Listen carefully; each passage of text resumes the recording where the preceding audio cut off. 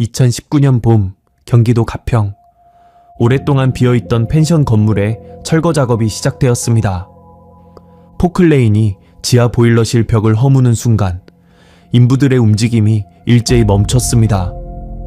콘크리트 벽 안쪽 사람 하나가 겨우 들어갈 만한 좁은 공간. 그 안에서 사람의 뼈가 발견된 겁니다. 유골의 주인은 17년 전 이 펜션의 주인이었습니다. 새벽에 낚시를 간다며 집을 나선 뒤 영영 돌아오지 않았던 사람. 가족도 경찰도 그가 어디로 갔는지 알 수 없었지요. 그런데 그는 어디에도 가지 않았습니다. 자신의 펜션 지하 콘크리트 벽 뒤에 있었던 겁니다. 17년 동안 단 한 발자국도 그 자리를 떠나지 못한 채 누가 그를 그곳에 가두었을까요? 그리고 왜 아무도 그 벽의 존재를 의심하지 않았을까요? 2002년 경기도 가평 펜션 주인 실종 사건의 진실이 지금부터 시작됩니다. 시작. 전에 구독과 좋아요를 눌러주시면 감사하겠습니다. 어느 지역에서 시청 중이신지 댓글 남겨주시면 한 분 한 분 인사드리겠습니다. 이야기 시작합니다. 2002년 10월의 가평은 1년 중 가장 아름다운 때를 맞이하고 있었습니다. 북한강을 따라 늘어선 산자락이 붉고 노랗게 물들기 시작했고, 주말이면 서울과 수도권에서 단풍 구경을 온 사람들로 국도가 꽉 막혔지요. 경충국도를 타고 청평을 지나 가평급 방면으로 올라가다 보면 북면 정목리로 빠지는 2차선 도로가 하나 나옵니다. 그 길을 따라 2km쯤 들어가면 계곡을 끼고 들어선 2층짜리 건물이 보였습니다. 청류펜션, 하얀 페인트가 곳곳에서 벗겨진 외벽, 마당 한쪽에 쌓아둔 바비큐 그릴 몇 개, 그리고 계곡 쪽으로 놓인 나무 평상 서너 개. 번듯하다고는 할 수 없었지만 물소리가 가까이 들리고 공기가 맑아서 단골 손님이 제법 있는 곳이었습니다.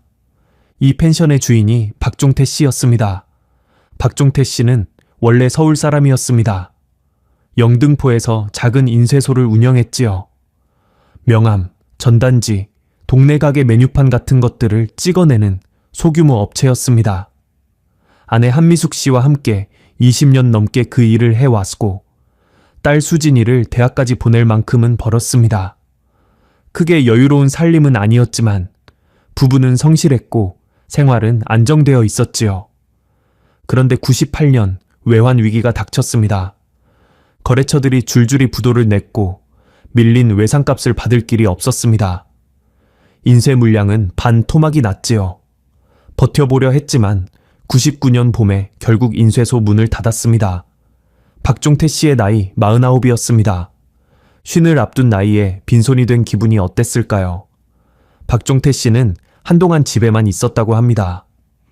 아내 한미숙 씨의 말에 따르면 그 시기 남편은 하루 종일 거실 소파에 앉아 텔레비전만 보다가 저녁이면 소주 한두 병을 마시고 잠이 들곤 했다고 합니다.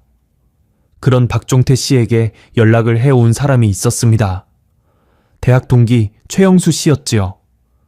최영수 씨는 박종태 씨와 같은 대학 경영학과 71학번이었습니다. 졸업 후에는 서로 다른 길을 걸었지만 동문 모임에서 가끔 얼굴을 마주치는 사이였지요. 최영수 씨는 강남에서 소규모 부동산 컨설팅 사무실을 운영하고 있었고 외환 위기의 타격을 비교적 적게 받은 편이었습니다. 2000년 초 최영수 씨가 박종태 씨에게 제안을 했습니다. 가평 쪽에 괜찮은 땅이 나왔어. 펜션 하나 지으면 잘 될 거야. 네가 현장에서 운영하고 나는 투자금을 넣을게. 당시 가평은 펜션 사업의 초기 붐이 일고 있던 시기였습니다. 서울 근교에서 주말을 보내려는 수요가 늘면서 계곡 근처 땅만 있으면 펜션을 짓는 사람들이 하나둘 생겨나고 있었지요. 박종태 씨에게는 새 출발의 기회처럼 보였을 겁니다. 최영수 씨가 1억 5천만 원을 투자했고 박종태 씨는 인쇄소 정리 후 남은 5천만 원과 본인의 노동력을 보탰습니다. 부지 매입과 건축, 인테리어까지 합쳐 총 2억 원이 들었습니다. 소유 지분은 최영수 씨가 7, 박종태 씨가 3이었지요. 다만 현장 운영은 전적으로 박종태 씨 부부의 몫이었습니다. 2000년 여름 청류 펜션이 문을 열었습니다. 처음 일이 여는 나쁘지 않았습니다. 주말과 공휴일에는 방 4개가 꽉 찼고 여름 성수기에는 예약이 한 달 전에 마감되기도 했습니다. 한미숙 씨는 새벽부터 일어나 손님 조식을 준비했고 박종태 씨는 계곡 평상 관리부터 보일러 점검까지 안 하는 일이 없었지요.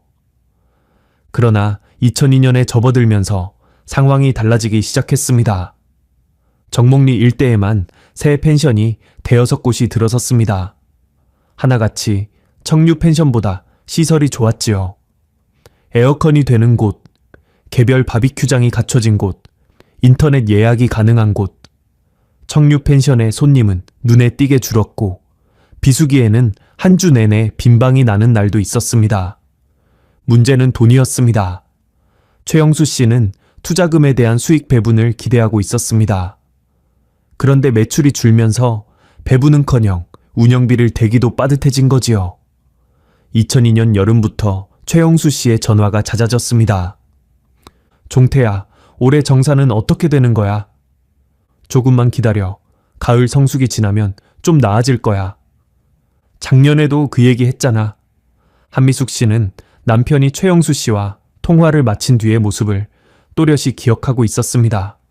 전화를 끊고 나면 한참 동안 마당에 서서 담배를 피웠다고 합니다.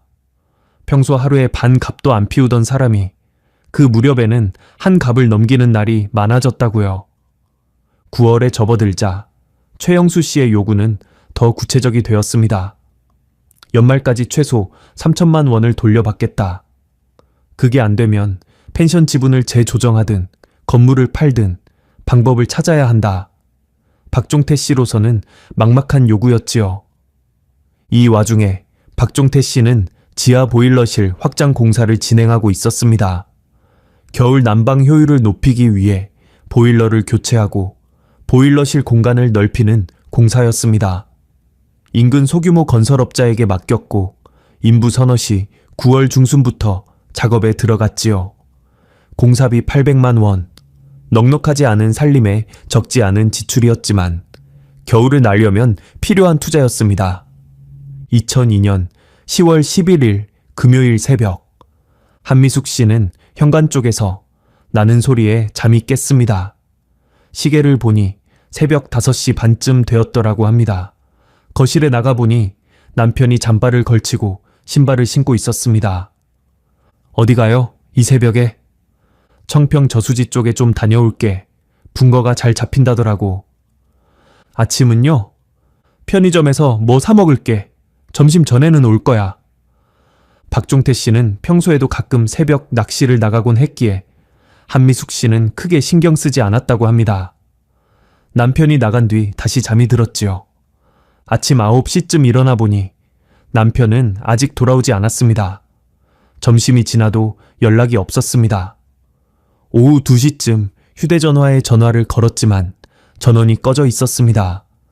한미숙 씨는 처음에는 낚시에 빠져서 전화를 안 보나 보다 정도로 생각했다고 합니다. 남편이 무언가에 몰두하면 전화를 확인하지 않는 일이 종종 있었으니까요. 하지만 저녁이 되자 불안해지기 시작했습니다. 해가 지는데도 돌아오지 않는 건 처음이었지요. 밤 8시 한미숙 씨는 가평경찰서에 전화를 걸었습니다. 112에 신고가 접수되었습니다. 이틀 뒤인 10월 13일 일요일 청평시외 버스 터미널에서 남쪽으로 200여 미터 떨어진 공터에서 박종태 씨의 흰색 현대 소나타, 이 승용차가 발견되었습니다. 터미널 인근을 순찰하던 경찰관의 눈에 띈 것이지요. 차 문은 잠겨 있었습니다. 예비 열쇠를 가져온 한미숙 씨가 문을 열자 조수석 위에 남편의 지갑과 접이식 휴대전화가 나란히 놓여 있었습니다.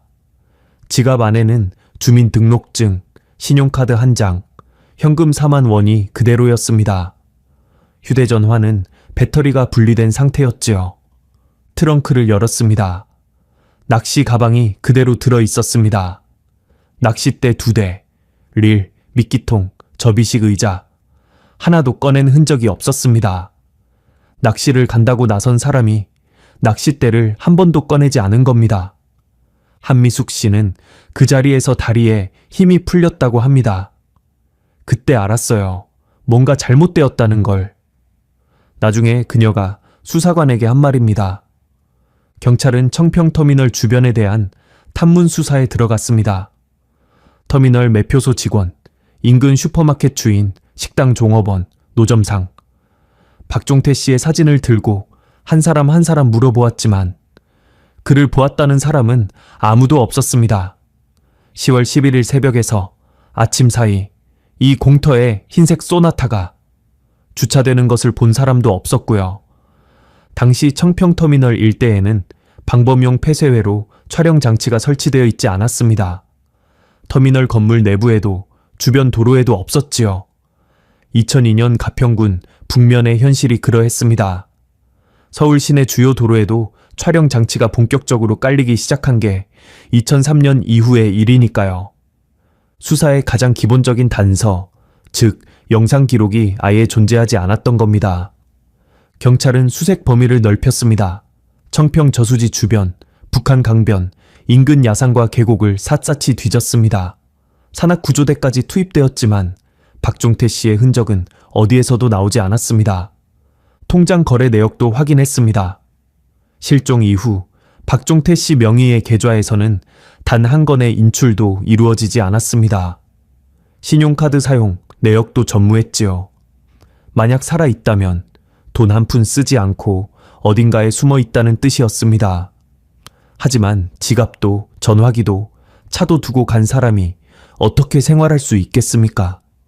사흘이 지나고 일주일이 지났습니다. 실마리는 나타나지 않았습니다. 가평경찰서 형사과 수사관들에게 이 사건은 처음부터 풀기 어려운 실타래 같았습니다.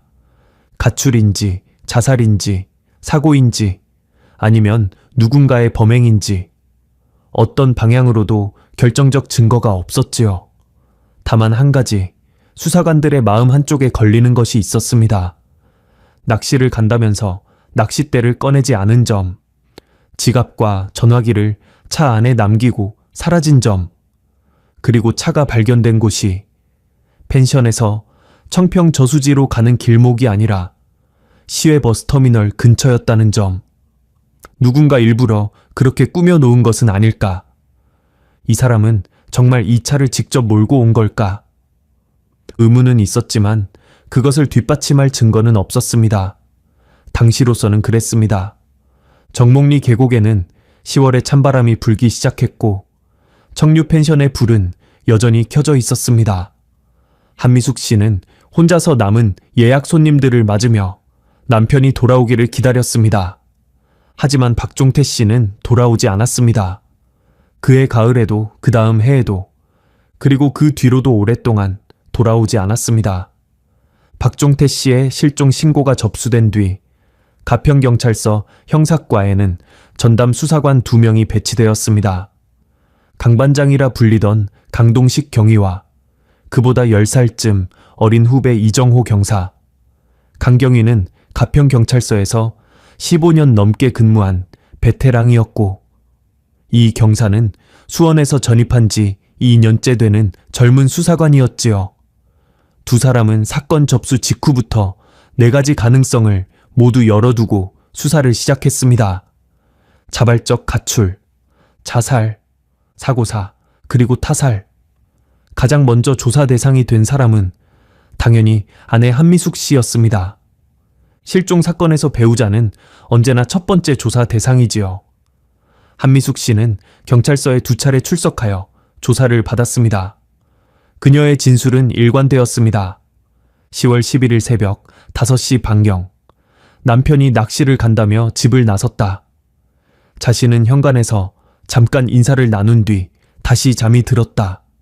아침에 일어나 보니 남편의 차가 없었고 점심이 지나도 돌아오지 않아 전화를 했지만 전원이 꺼져 있었다.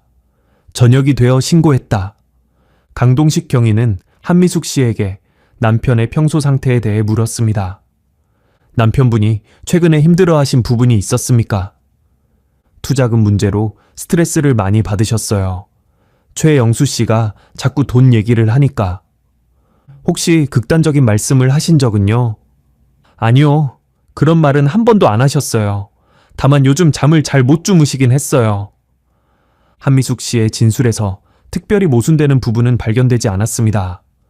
실종 당일 그녀의 행적도 확인되었지요. 오전에는 펜션에서 체크아웃하는 손님 2팀을 배웅했고 오후에는 정목리 슈퍼마켓에서 장을 보았습니다. 슈퍼마켓 주인이 그 시간에 한미숙 씨를 보았다고 증언했고요. 다음은 딸 박수진 씨의 차례였습니다. 박수진 씨는 당시 22살, 서울의 한 중소기업에서 근무하고 있었습니다. 대학을 졸업한 지 반년밖에 되지 않은 사회 초년생이었지요. 아버지 실종 소식을 듣고 가평으로 내려온 그녀는 눈이 퉁퉁 부은 얼굴로 수사관 앞에 앉았습니다. 아버지가 혼자 어디 가실 분이 아니에요. 엄마한테 연락 없이 하루를 보내신 적이 단 한 번도 없었거든요. 수사관이 최근 아버지의 상태에 대해 묻자 수진 씨는 잠시 생각하더니 이렇게 말했습니다. 추석 때 집에 내려갔는데 아버지가 마당에서 혼자 담배를 피우고 계셨어요. 가까이 가니까 황급히 담배를 끄시더라고요. 제가 무슨 걱정 있으세요? 하니까 웃으시면서 아무것도 아니야 하셨어요. 근데 그 웃음이 좀 억지 같았어요. 그해 추석은 9월 21일이었습니다. 실종 20여 일 전의 일이지요. 수진 씨는 한 가지를 더 덧붙였습니다.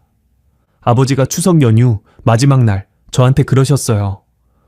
수진아, 서울 가서 열심히 해라. 아빠가 뭘 많이 못해줘서 미안하다. 평소에 그런 말씀 잘 안 하시는 분인데 이 증언은 수사관들의 마음을 무겁게 했습니다. 자발적 실종이나 극단적 선택의 전조일 수도 있었고 단순히 경제적 어려움 속에서 나온 아버지의 푸념일 수도 있었으니까요.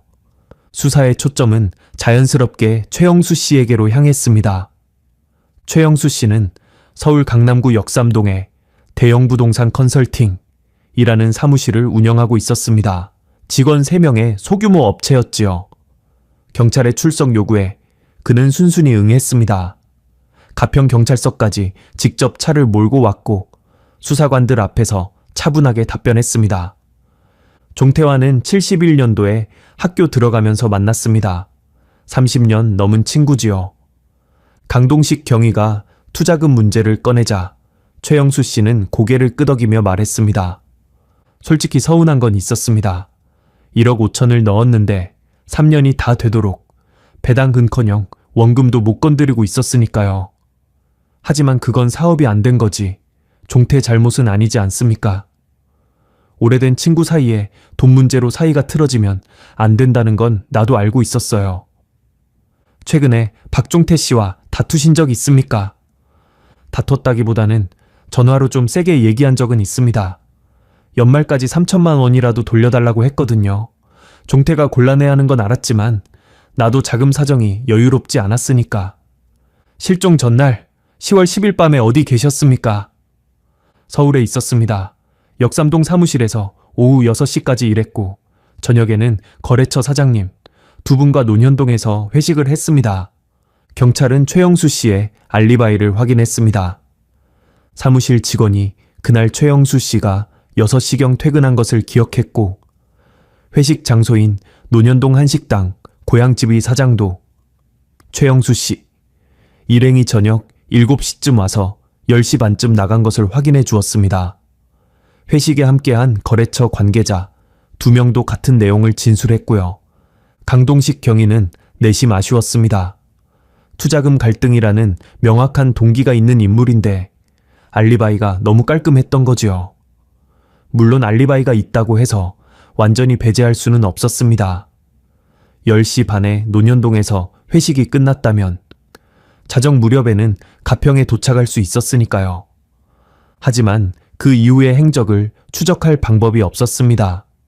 최영수 씨 차량의 이동 경로를 확인할 수 있는 폐쇄회로 촬영 장치는 논현동에서 가평까지의 경로 어디에도 없었습니다. 톨게이트 기록을 확인하려 했지만 당시 경춘국도는 고속도로가 아닌 일반 국도였기에 통행료 기록 자체가 존재하지 않았지요. 최영수 씨를 의심할 만한 정황은 있었지만 그것을 입증할 증거는 없었습니다. 수사는 다른 방향으로도 진행되었습니다. 박종태 씨의 교우 관계를 조사했지만 원한을 품을 만한 사람은 나오지 않았습니다. 정목리 주민들은 대부분 박종태 씨를 조용하고 성실한 사람으로 기억했지요. 계곡 건너편 민박집 주인 정 씨는 펜션 사장님이 가끔 낚시하러 올 때 소주 한잔하곤 했는데 요즘 안 보인다 싶었다 라고 말했습니다. 채무 관계도 확인했습니다. 박종태 씨 명의로 된 빚은 최영수 씨에 대한 투자금 반환 의무 외에는 특별한 것이 없었습니다. 사채는 없었고 도박을 한다는 이야기도 들리지 않았지요. 결국 수사는 세 가지 가능성 사이에서 맴돌게 되었습니다. 첫째, 경제적 어려움을 비관해 스스로 목숨을 끊었을 가능성. 다만 유서가 없었고 시신도 발견되지 않았습니다. 둘째, 모든 것을 버리고 어디론가 떠났을 가능성. 다만 지갑, 전화, 돈을 모두 두고 간 사람이 새 삶을 시작하기란 사실상 불가능에 가깝지요. 셋째, 누군가에게 해를 입었을 가능성. 다만 용의자를 특정할 만한 증거가 전혀 없었습니다. 강동식 경위는 수사 보고서에 이렇게 적었습니다. 결정적 단서 부재로 수사 진행에 한계가 있음. 추가 제보 시 즉시 재수사 요망. 2003년 2월 사건은 미제로 분류되었습니다. 시간은 멈추지 않았습니다. 미제로 분류된 뒤에도 한미숙 씨는 청류 펜션을 혼자 운영했습니다. 남편이 돌아올 수도 있다는 생각에 펜션 문을 닫지 못했던 거지요. 하지만 혼자서 손님을 맞고 청소를 하고 보일러를 점검하는 일은 50살이 넘은 여성에게 버거운 일이었습니다. 그해 봄 최영수 씨에게서 연락이 왔습니다. 형수님, 종태 일은 정말 안 됐습니다. 그런데 솔직한 이야기를 해야 할 것 같아요. 최영수 씨의 말은 이러했습니다. 자신도 자금 사정이 어려워졌으니 펜션 지분을 정리하고 싶다. 건물과 토지를 매각하면 투자금이라도 회수할 수 있지 않겠느냐. 한미숙 씨, 지분에 대해서는 적정한 금액을 쳐드리겠다. 한미숙 씨로서는 선택의 여지가 많지 않았습니다. 남편 없이 펜션을 계속 운영하기도 어려웠고 당장 딸 수진이의 서울 생활비도 보태줘야 했지요. 게다가 법적으로 남편은 아직 실종 상태였기에 남편 명의의 재산을 함부로 처분할 수도 없는 형편이었습니다. 결국 한미숙 씨는 자신의 지분을 최영수 씨에게 넘겼습니다. 최영수 씨가 제시한 금액은 2천만 원. 처음 남편이 투자한 5천만 원의 절반에도 못 미치는 액수였지만 한미숙 씨는 그 돈이라도 받아야 했습니다. 2003년 여름 한미숙 씨는 정목리를 떠나 서울 딸의 원룸 근처로 이사했습니다. 가방 2개와 남편의 낚시 가방 하나가 짐의 전부였지요. 청류 펜션은 그해 가을 문을 닫았습니다. 최영수 씨는 부지를 매각하려 했지만 마땅한 매수자가 나타나지 않았습니다. 2000년대 초반 펜션 붐이 꺼지면서 가평 일대 펜션 부지의 시세가 많이 떨어진 탓이었지요. 결국 건물은 그대로 방치되었습니다. 창문이 깨지고 마당에 풀이 자라고 지붕 일부가 내려앉았습니다. 정목리 주민들은 그 건물을 귀신 나오는 펜션이라고 부르기 시작했습니다. 주인이 사라진 뒤 아무도 찾지 않는 빈집. 아이들은 무서워서 그 앞을 지나가지 않으려 했고 어른들은 그저 안타깝다며 고개를 저을 뿐이었지요. 세월이 흘렀습니다. 2005년이 지나고 2010년이 지났습니다. 한미숙 씨는 2007년에 법원에 실종 선고를 청구했고 2008년에 실종 선고가 확정되었습니다. 법적으로 박종태 씨는 사망한 것으로 간주되었지요. 한미숙 씨는 남편의 사망 신고를 마친 날 밤 딸 수진이와 함께 소주를 마시며 한참을 울었다고 합니다.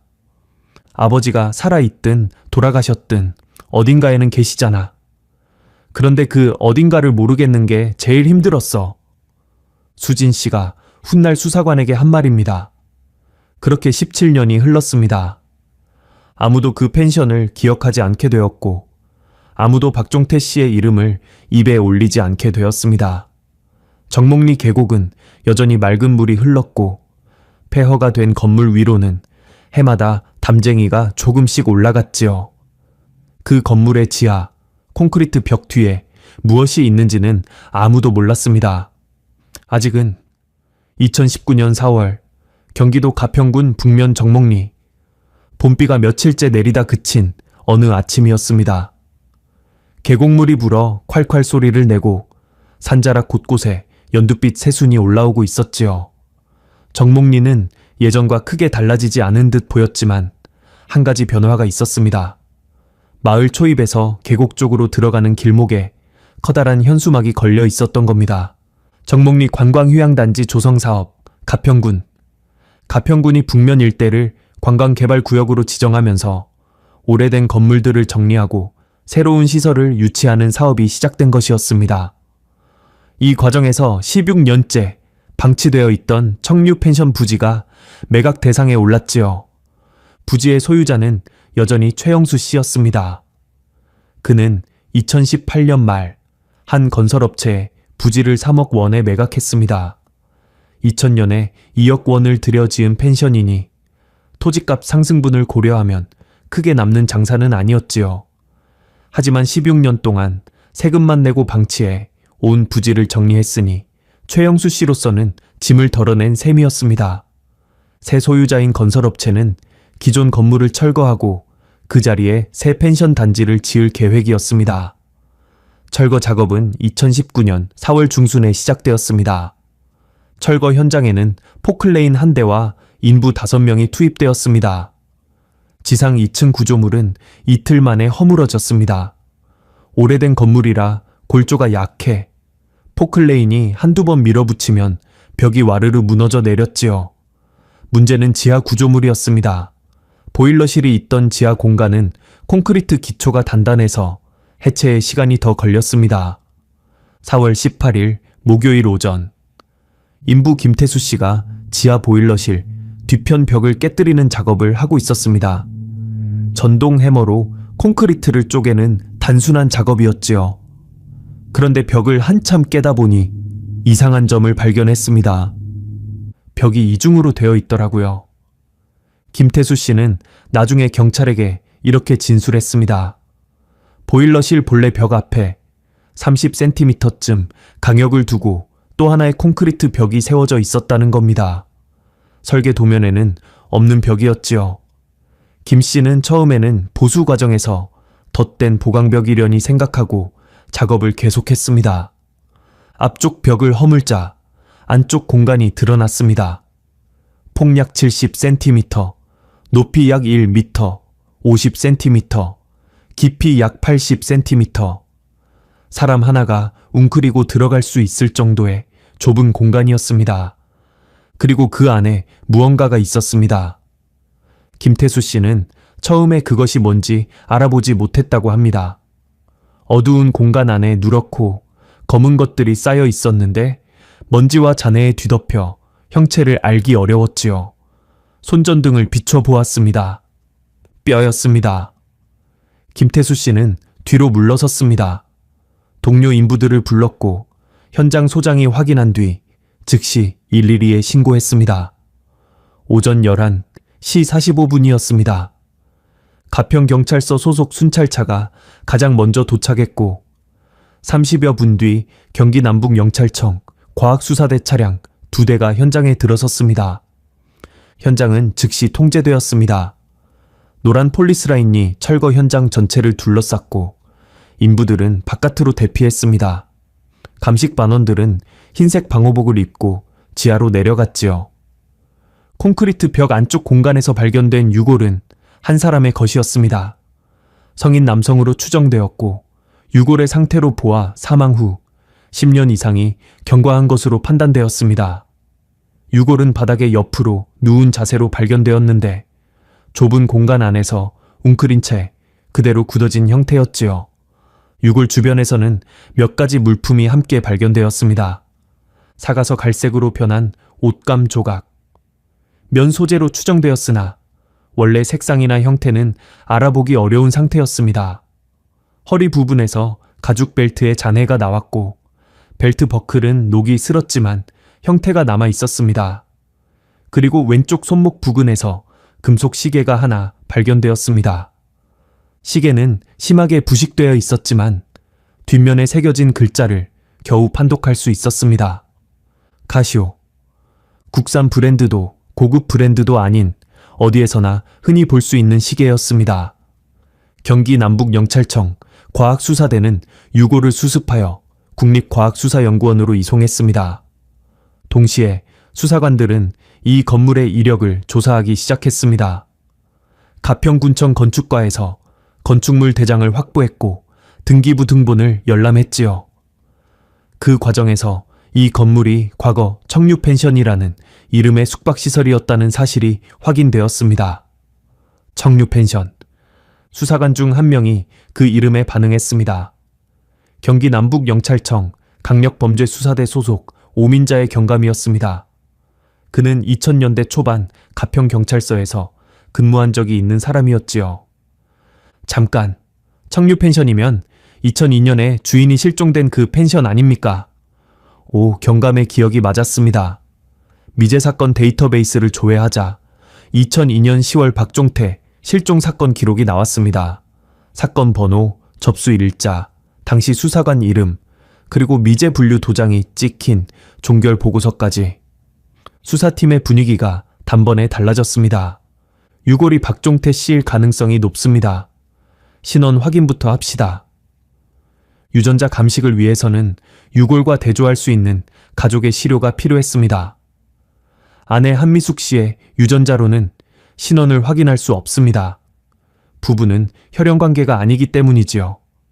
직계 혈족, 즉 부모나 자녀의 시료가 있어야 합니다. 박종태 씨의 부모님은 이미 돌아가셨기에 유일한 대조 대상은 딸 박수진 씨였습니다. 박수진 씨는 당시 39살이었습니다. 서울에서 회사를 다니며 결혼은 하지 않은 채 홀로 사는 여성이 되어 있었지요. 어머니 한미숙 씨는 경기도 광주의 작은 임대 아파트에서 살고 있었고요. 경찰이 박수진 씨에게 연락을 한 것은 4월 22일이었습니다. 박수진 씨, 경기 남북영찰청 강력범죄수사대입니다. 아버님 실종 사건과 관련해 확인할 사항이 있어 연락드렸습니다. 전화를 받은 박수진 씨는 한동안 말이 없었다고 합니다. 17년 만에 걸려온 경찰의 전화. 그것이 무엇을 의미하는지 직감적으로 느꼈을 겁니다. 아버지를 찾으신 건가요? 수사관은 아직 확인된 것은 아니라고 전제한 뒤 상황을 설명했습니다. 과거 아버지가 운영하던 펜션 건물 철거 중 유골이 발견되었으며 신원 확인을 위해 유전자 시료 채취에 협조해 달라고요. 박수진 씨는 다음 날 바로 국립과학수사연구원을 방문했습니다. 구강 점막 시료를 채취하는 데 걸린 시간은 5분도 되지 않았지요. 하지만 결과를 기다리는 시간은 그녀에게 17년보다 길게 느껴졌을 겁니다. 일주일 뒤 감식 결과가 나왔습니다. 2019년 4월 29일 국립과학수사연구원은 경기 남북영찰청에 감정서를 송부했습니다. 유골에서 추출한 유전자와 박수진 씨의 유전자를 대조한 결과 부녀 관계가 확인되었다는 내용이었지요. 일치 확률 99.99% 이상. 유골은 박종태 씨 본인이었습니다. 이 결과가 의미하는 것은 명확했습니다. 박종태 씨는 실종된 것이 아니었습니다. 그는 자신의 펜션 지하 보일러실, 콘크리트 벽 뒤에 갇혀 있었던 겁니다. 17년 동안. 가출도 아니었고 자살도 아니었으며 사고사도 아니었습니다. 누군가가 이 사람을 그 안에 넣고 콘크리트로 벽을 세워 가두었다는 뜻이었지요. 이것은 타살이었습니다. 소식을 전해 들은 한미숙 씨는 한참 동안 전화기를 붙들고 아무 말도 하지 못했다고 합니다. 나중에 딸 수진 씨에게 이렇게 말했다고 하지요. 아버지가 그 안에 계셨구나. 우리가 그 위에서 살고 있었는데. 수진 씨 역시 한동안 말을 잇지 못했습니다.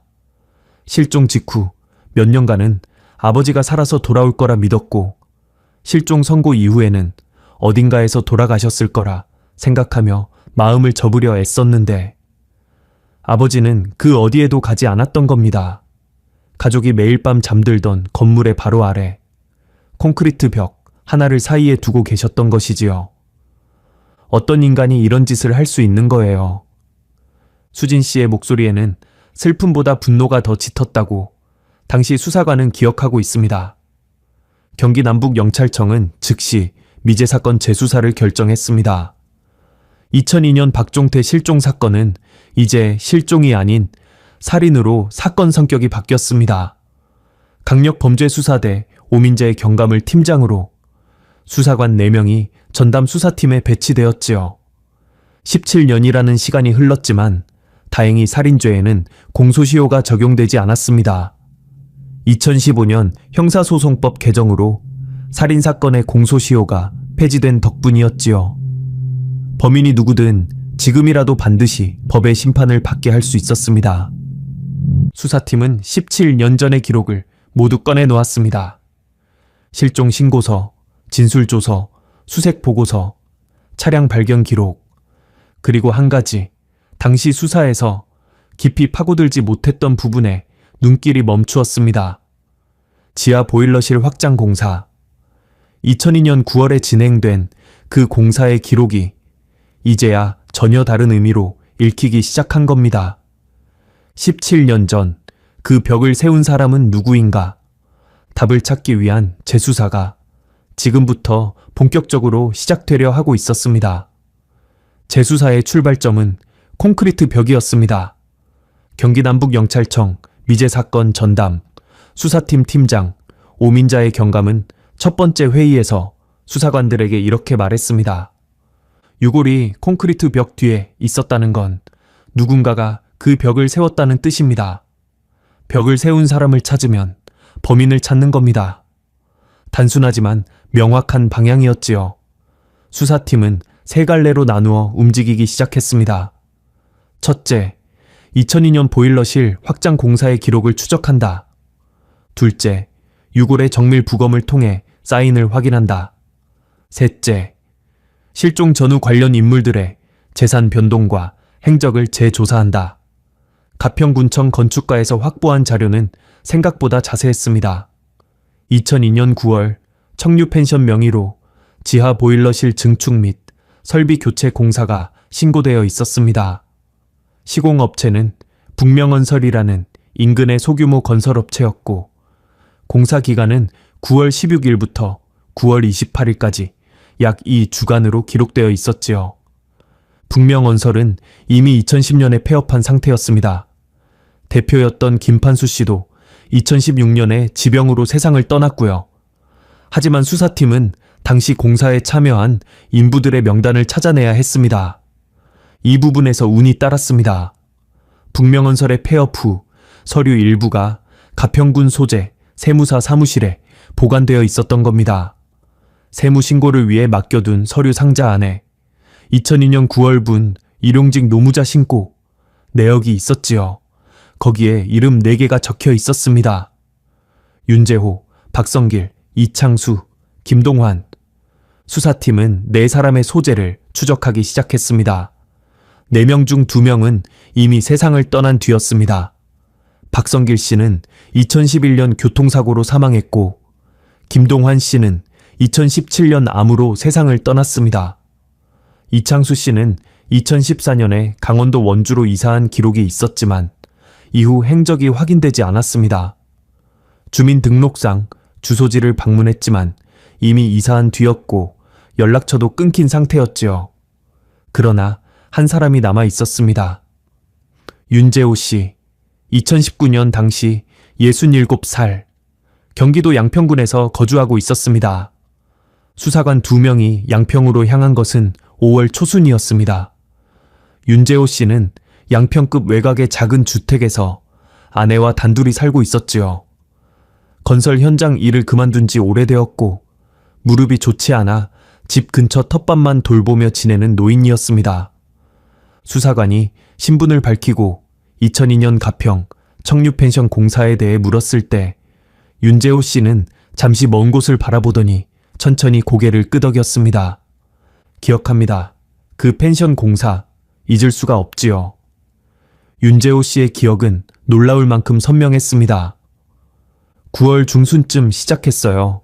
지하 보일러실 벽을 허물고 넓히는 공사였는데 크지 않은 규모라 우리 넷이서 하기에 충분했지요. 김 사장님, 그러니까 북명건설 대표님이 현장 감독을 하셨고 우리는 시키는 대로 했습니다. 공사 중에 특이한 일은 없었습니까? 윤재호 씨는 고개를 갸웃하더니 무릎을 한번 두드리고 말을 이었습니다. 공사가 거의 끝나갈 무렵이었어요. 9월 25일인가 26일쯤. 그날 아침에 현장에 갔더니 펜션 주인이 아니라 다른 사람이 와 있었습니다. 서울에서 온 사장이라고, 펜션에 돈을 넣은 투자자라고 하더라고요. 그 사람이 어떻게 생겼습니까? 50대 초반쯤 되어 보였고 키가 좀 크고 양복 비슷한 걸 입고 있었어요. 시골 공사판에 양복 차림이라 좀 어울리지 않았지요. 수사관이 최영수 씨의 당시 사진을 보여주자 윤재호 씨는 바로 알아보았습니다. 이 사람이에요. 맞습니다. 윤재호 씨의 증언은 계속되었습니다. 그 서울 사장이 보일러실 뒤쪽에 벽을 하나 더 세워야겠다고 했어요. 자재 보관 공간이 필요하다면서요. 김 사장님한테 얘기해서 추가 공사비도 따로 주겠다고 했고요. 벽을 세우는 작업은 누가 했습니까? 여기서 윤재호 씨의 표정이 미묘하게 변했습니다. 무언가 오래 묵혀두었던 것을 꺼내는 듯한 얼굴이었지요. 그게요, 그 사장이 자기가 직접 하겠다고 했어요. 수사관들이 귀를 세웠습니다. 우리한테는 그날 쉬라고 했습니다. 하루 품삯도 그대로 줄 테니 내일 나오라고요. 좀 이상하다 싶었지만 쉬면서 돈 받는데 싫을 이유가 없지 않습니까? 그래서 다들 그날은 집에 갔지요. 다음날 현장에 갔을 때는요. 가보니까 보일러실 뒤쪽에 벽에 3면이 세워져 있었어요. 콘크리트로 틀을 잡아놓은 상태인데 전면 쪽은 합판으로 임시 마금 처리가 되어 있더라고요. 하룻밤 사이에 혼자 거기까지 해놓은 거예요. 레미콘도 직접 불렀더라고요. 저는 속으로 저 양반이 건설 경험이 있나 싶었는데 워낙 말이 없는 사람이라 물어보지는 못했지요. 수사관이 물었습니다. 그때 이상하다고 생각하지 않으셨습니까? 윤재호 씨는 잠시 말을 멈추었습니다. 그리고 나지막하게 대답했지요. 솔직히 말씀드리면 좀 이상하다는 느낌은 있었어요. 자재 보관할 거면 문을 달면 되지. 왜 벽으로 완전히 막아버리는지. 그리고 혼자서 밤새 작업하겠다는 것도 그렇고. 근데 저는 그냥 인부지 않습니까? 사장이 하라는 대로 하는 거지. 왜 그러냐고 따지는 건 제 자리가 아니라고 생각했어요. 잠시 침묵이 흐른 뒤 윤재호 씨가 덧붙였습니다. 근데 그 뒤로 펜션 주인 아저씨가 사라졌다는 소문을 들었을 때 그때 좀 섬뜩하더라고요. 뭔가 연결이 되는 것 같기도 하고. 근데 17년 전 일이고 확실한 건 아무것도 없으니까 누구한테 말할 수도 없었어요. 윤재호 씨의 증언은 수사팀에게 결정적인 방향을 제시했습니다. 최영수 씨가 직접 보일러실 뒤편에 콘크리트 벽을 세웠다. 인부들을 일부러 쉬게 하고 혼자서 밤새 작업했다. 그리고 그 시점은 박종태 씨 실종 직전이었다. 수사팀은 벽의 시공 시점을 더 정밀하게 특정하기 위해 레미콘 업체를 추적했습니다. 2002년 9월 하순 정목리 일대에 소량의 레미콘을 배달한 기록이 있는 업체를 찾는 작업이었지요. 17년 전에 배달 기록이 남아있을 가능성은 낮았지만 확인은 해봐야 했습니다. 그리고 뜻밖에도 기록이 남아있었습니다. 가평군 소재 동일 레미콘이라는 업체가 2002년 9월 25일 정목리 청류 펜션 앞으로 0.5 세제곱미터의 레미콘을 배달한 전표를 보관하고 있었던 겁니다. 발주자 이름은 최영수, 연락처는 02로 시작하는 서울 번호였습니다. 9월 25일이면 박종태 씨가 실종되기 보름여 전이었습니다. 최영수 씨는 박종태 씨가 사라지기 전에 이미 그 벽을 세울 준비를 하고 있었다는 뜻이지요. 수사관들은 그 의미를 정확히 읽었습니다.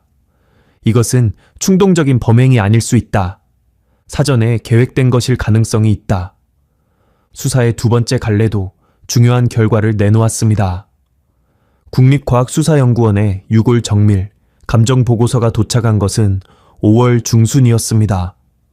보고서의 핵심 내용은 두 가지였지요. 첫째, 유골의 후두부, 즉 뒷머리 부분에 함몰 골절 흔적이 확인되었습니다. 골절의 형태와 범위로 보아 둔기에 의한 강한 타격이 원인으로 추정되었지요. 단순한 낙상이나 사고로는 설명하기 어려운 형태의 손상이었습니다. 둘째, 유골의 다른 부위에서는 방어흔, 즉 스스로를 보호하려는 과정에서 생기는 손상이 발견되지 않았습니다. 이는 피해자가 공격을 예상하지 못한 상태에서 뒤에서 기습적으로 가격당했을 가능성을 시사했지요. 뒤통수를 한번 강하게 맞고 쓰러졌다. 방어할 틈도 없었다. 법의학자의 소견은 명확했습니다. 타살. 세 번째 갈래. 재산 변동 추적도 의미 있는 그림을 그려냈습니다. 수사팀은 최영수 씨의 2002년 이후 재산 변동을 추적했습니다. 최영수 씨는 2003년 한미숙 씨로부터 펜션 지분을 2천만 원에 매입하여 부지 전체의 단독 소유자가 되었습니다. 이후 부지를 매각하지 못하고 15년간 보유하다가 2018년에 3억 원에 매각했지요. 단순한 숫자만 보면 최영수 씨는 최초 투자금 1억 5천만 원에 한미숙 씨 지분 매입비 2천만 원, 합계 1억 7천만 원을 투자하고 3억 원을 회수한 셈이었습니다. 1억 3천만 원의 차익이지요. 하지만 수사팀이 주목한 것은 금액의 크기가 아니었습니다. 최영수 씨가 한미숙 씨의 지분을 매입한 시점이 문제였습니다. 박종태 씨 실종 후 불과 5달 만이었지요. 남편이 실종되어 경황이 없는 아내에게 연락하여 시세보다 훨씬 낮은 가격에 지분을 가져간 것입니다. 만약 최영수 씨가 박종태 씨를 살해한 뒤 시신을 은닉했다면 그 다음 단계로 펜션 부지를 자기 소유로 만드는 것은 논리적으로 자연스러운 수순이었습니다. 부지가 자기 것이 되면 다른 사람이 건물 내부를 함부로 살피거나 개조할 일이 없으니까요. 시신을 감춘 콘크리트 벽이 발각될 위험을 원천적으로 줄일 수 있는 거지요. 오민자의 경감은 수사 일지에 이렇게 적었습니다. 동기, 기회, 은닉, 사후 처리, 모든 정황이 한 사람을 가리키고 있다. 2019년 6월 초 수사팀은 최영수 씨에 대한 체포영장을 청구했습니다. 영장 청구서에는 다음과 같은 혐의 사실이 기재되었습니다. 피의자 최영수는 2002년 9월 하순에서 10월 초순 사이 경기도 가평군 북면 정목리 소재 청류펜션 지하 보일러실에서 피해자 박종태의 후두부를 둔기로 가격하여 살해한 뒤 시신을 보일러실 벽체 내부 공간에 은닉하고 콘크리트로 밀봉하여 사체를 유기한 혐의. 6월 12일 서울중앙지방법원이 체포영장을 발부했습니다. 최영수 씨는 서울 서초구 반포동의 아파트에서 거주하고 있었습니다. 68살의 노인이 된 그는 이미 부동산 사무실을 접고 은퇴한 상태였지요. 체포 당일 아침 수사관 4명이 그의 아파트를 방문했습니다. 초인종을 누르자 최영수 씨가 직접 문을 열었습니다. 최영수 씨, 경기 남북경찰청 강력범죄수사대입니다. 살인 및 사체유기 혐의로 체포영장이 발부되었습니다. 수사관이 영장을 제시하자 최영수 씨는 영장을 한참 들여다보았습니다. 표정에 큰 변화는 없었다고 합니다. 놀라지도 당황하지도 않은 듯 보였지요. 다만 영장을 들고 있는 손이 미세하게 떨리고 있었다고 수사관은 나중에 진술했습니다. 최영수 씨는 고개를 한번 끄덕이더니 나지막하게 말했습니다. 신발 좀 신고 나가겠습니다. 그렇게 최영수 씨는 수사관들과 함께 집을 나섰습니다. 17년 만에 그날 밤의 진실이 세상 밖으로 나올 시간이 다가오고 있었습니다. 경기 남북경찰청 강력범죄수사대 조사실. 최영수 씨는 회색면 티셔츠에 검은색 바지 차림으로 의자에 앉아 있었습니다. 체포 당시 입고 있던 옷 그대로였지요. 양손을 무릎 위에 올려놓은 채 고개를 약간 숙이고 있었습니다. 68살의 노인은 17년 전 인부 윤재호 씨가 기억하는 양복 차림의 서울 사장과는 사뭇 다른 모습이었습니다. 머리카락은 대부분 휘어졌고 얼굴에는 깊은 주름이 패여 있었지요. 오민자의 경감이 조사실에 들어섰습니다. 녹음기를 켜고 날짜와 시간, 피의자 인적사항을 확인한 뒤 조사를 시작했습니다. 최영수 씨, 변호인의 조력을 받을 권리가 있습니다. 변호인 선임을 원하십니까? 국선 변호인을 부탁합니다. 진술을 거부할 권리도 있습니다. 아시지요? 압니다. 최영수 씨의 목소리는 낮고 건조했습니다. 감정이 빠져나간 사람의 목소리였지요. 첫날 조사에서 최영수 씨는 묵비권을 행사했습니다. 오민재 경감이 어떤 질문을 해도 말씀드릴 것이 없습니다. 라는 대답만 되풀이했지요. 콘크리트 벽에 대해 물었을 때도, 레미콘 배달 전표를 보여주었을 때도, 윤재호 씨의 증언 내용을 읽어주었을 때도 마찬가지였습니다. 오 경감은 서두르지 않았습니다. 17년을 기다린 사건이었으니까요. 이틀째 오전 조사가 재개되었습니다. 오 경감은 이번에는 다른 방식으로 접근했습니다. 증거를 하나씩 순서대로 천천히 제시하기 시작한 겁니다. 먼저 철거 현장 사진을 테이블 위에 펼쳤습니다. 콘크리트 벽 안쪽에 좁은 공간, 그 안에서 발견된 유골 사진. 최영수 씨는 사진을 보지 않으려는 듯 시선을 돌렸지만 오 경감은 사진을 치우지 않았습니다. 이 유골은 박종태 씨입니다. 딸 박수진 씨의 유전자와 대조하여 확인되었습니다. 다음으로 법의학 감정서를 꺼냈습니다. 유골의 후두부에 함몰 골절이 있었습니다. 뒤에서 둔기로 강하게 가격당한 흔적이지요. 방어흔은 없었습니다. 공격을 예상하지 못한 상태에서 맞았다는 뜻입니다. 그리고 레미콘 배달 전표를 내밀었습니다. 2002년 9월 25일 정목리 청류 펜션으로 레미콘 0.5 세제곱미터 배달.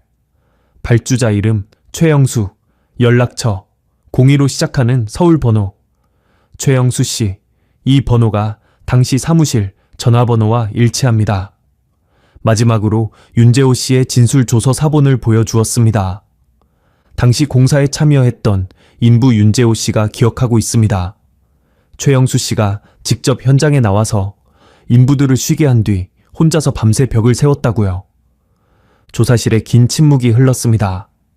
최영수 씨는 테이블 위에 놓인 서류들을 내려다보고 있었습니다. 레미콘 전표 위에 적힌 자신의 이름을 한참 동안 바라보았지요. 오 경감은 기다렸습니다. 재촉하지 않았습니다. 1분이 지나고 2분이 지났습니다. 최영수 씨가 천천히 고개를 들었습니다. 입술이 떨리고 있었습니다. 그리고 낮은 목소리로 말을 꺼냈지요. 그날 밤 종태를 만나러 펜션에 갔습니다. 오 경감이 녹음기의 작동 상태를 확인한 뒤 고개를 끄덕였습니다. 최영수 씨의 진술이 시작되었습니다. 최영수 씨의 진술은 이러했습니다. 2002년 10월 10일, 그날은 금요일이었습니다. 최영수 씨는 오후 6시에 역삼동 사무실에서 퇴근한 뒤 논현동 한식당에서 거래처 사람들과 회식을 했습니다. 여기까지는 당시 경찰에 진술했던 내용과 같았지요. 회식이 끝난 것은 밤 10시 반쯤이었습니다. 회식이 끝나고 원래는 집에 갈 생각이었습니다. 그런데 회식 자리에서 술을 마시는 동안 머릿속에서 계속 한 가지 생각이 떠나지 않았다고 합니다. 박종태에게 투자한 1억 5천만 원. 3년째 한 푼도 돌려받지 못하고 있다는 사실. 최근 자신의 사업도 자금난에 빠져 있었고 그 돈이 절실했지요. 술기운이 있으니까 평소에는 안 할 행동을 하게 되더라고요. 직접 가서 따지자, 오늘 밤에 결판을 내자, 그런 생각이 들었습니다. 최영수 씨는 논현동에서 자신의 차를 몰고 경춘국도를 타고 가평으로 향했습니다. 밤길이라 차가 많지 않았고 자정 무렵에 정목리에 도착했다고 합니다. 청류 펜션에 도착했을 때 펜션 건물은 어두웠습니다. 영업이 없는 평일밤이라 손님은 없었지요. 2층 주거 공간에 불도 꺼져 있었습니다. 박종태 씨 부부가 잠자리에 든 뒤였던 거지요. 최영수 씨는 박종태 씨에게 전화를 걸었습니다. 한참 만에 박종태 씨가 전화를 받았고 최영수 씨는 지금 펜션 앞에 와 있다. 나와서 이야기 좀 하자고 했습니다. 박종태 씨는 놀란 듯 했지만 곧 1층으로 내려왔다고 합니다. 종태가 내려와서 뭐 하러 이 밤에 왔느냐고 했습니다. 나는 돈 얘기를 꺼냈지요. 연말까지 3천만 원이라도 돌려달라고. 종태는 또 같은 말을 했어요. 돈이 없다. 조금만 기다려 달라.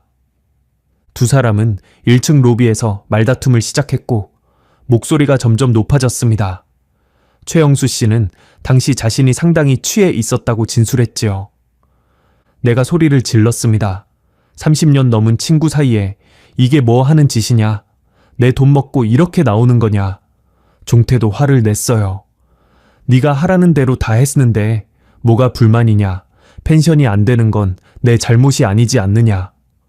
말다툼은 지하 보일러실 쪽으로 이어졌습니다. 공사가 진행 중이던 보일러실에는 연장과 자재가 쌓여 있었지요. 최영수 씨는 어떤 경위로 그곳까지 내려갔는지 정확히 기억하지 못한다고 했습니다. 술에 취해 있었고 감정이 극도로 격앙된 상태였다고요. 종태가 등을 돌렸습니다. 더 이상 이야기해봤자 소용없다. 올라가서 자라. 내일 얘기하자. 그렇게 말하고 계단 쪽으로 걸어갔어요. 최영수 씨는 잠시 말을 멈추었습니다. 두 손으로 얼굴을 감쌌지요. 그 순간 옆에 있던 게 손에 잡혔습니다. 보일러실 바닥에 놓여있던 공사용 쇠파이프였습니다. 들어서 내리쳤습니다. 종태의 뒷머리를. 박종태 씨는 그 자리에서 쓰러졌습니다. 최영수 씨의 진술에 따르면 박종태 씨는 쓰러진 뒤 한두 번 몸을 움찔했지만 곧 움직임이 멈추었다고 합니다. 피가 바닥에 퍼졌고 최영수 씨는 그제야 자신이 무슨 짓을 했는지 깨달았다고 했지요. 머릿속이 하얘졌습니다. 술이 확 깨더라고요. 종태를 불렀습니다. 이름을 몇 번이나 불렀어요. 대답이 없었습니다. 최영수 씨는 한참 동안 보일러실 바닥에 주저앉아 있었다고 합니다. 112에 신고해야 한다는 생각과 그러면 자신의 인생이 끝난다는 생각이 동시에 들었다고요. 비겁했습니다. 저는 비겁한 놈이었어요.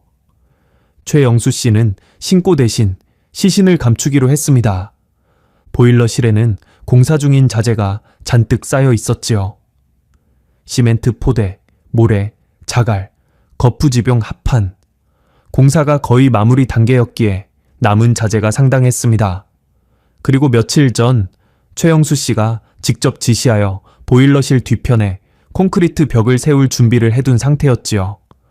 수사관이 물었습니다.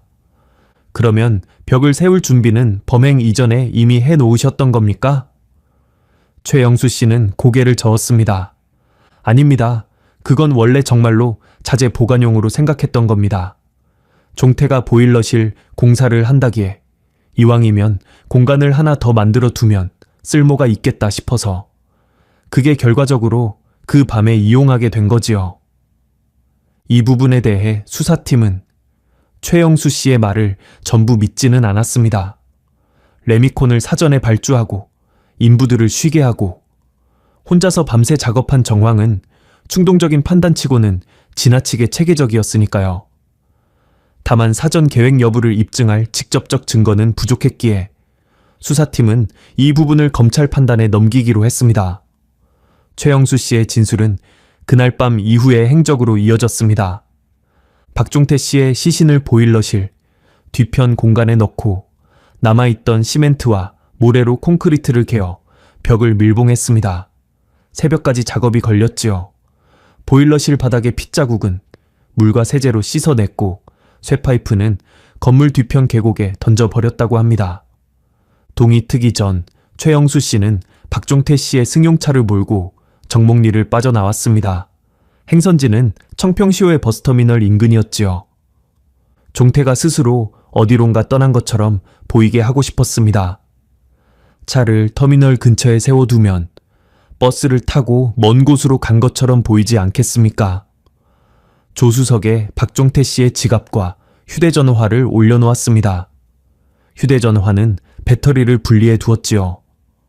그리고 터미널에서 첫 차 시외버스를 타고 서울로 돌아갔습니다. 동두천행 버스였습니다. 청평에서 동두천으로 가는 첫 차가 새벽 5시 20분이었어요. 거기서 다시 서울행 버스로 갈아탔고 아침 8시쯤 역삼동 사무실에 도착했습니다. 오민자의 경감이 물었습니다. 2층에서 자고 있던 한미숙 씨는 아무것도 모르셨던 겁니까? 예. 지하 보일러실은 2층 주거 공간과 떨어져 있었고 한밤중이었으니까 아마 아무 소리도 듣지 못하셨을 겁니다. 한미숙 씨가 다음날 아침에 남편이 낚시 간다고 나갔다고 진술하셨는데 그건 어떻게 된 건가요? 최영수 씨는 잠시 머뭇거리더니 이렇게 대답했습니다. 종태가 내려오면서 아내한테 낚시 간다고 한마디 하고 나온 것 같습니다. 한밤중에 제가 불러낸 거니까 아내한테 대충 핑계를 댄 거겠지요. 정확히는 모릅니다. 저는 밖에서 기다렸으니까. 이 진술은 한미숙 씨의 당시 진술과 부합했습니다.